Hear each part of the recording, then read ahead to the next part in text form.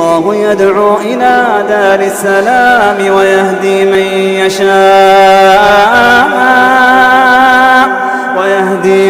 يشاء إلى صراط مستقيم.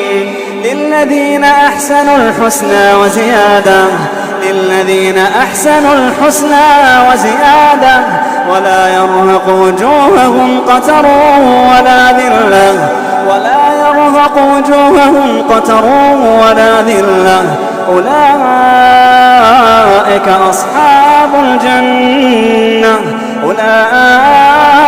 أصحاب الجنة هم فيها خالدون. والذين كسبوا السيئات جزاء سيئة بمثلها وترهقهم ذلة ما لهم من الله من عاصم كأنما أغشيت وجوههم قطعا من الليل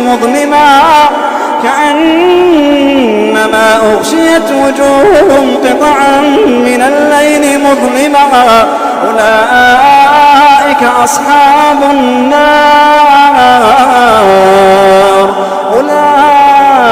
أصحاب النار هم فيها خالدون. ويوم نحشرهم جميعا ثم نقول للذين أشركوا مكانكم أنتم وشركاؤكم فزيّلنا بينهم وقال شركاؤهم ما كنتم إيانا تعبدون فكفى بالله شهيدا بيننا وبينكم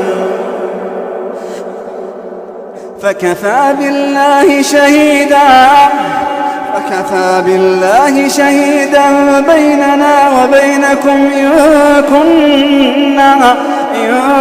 كنا عن عبادتكم لغافلين. هنالك تبلو كل نفس ما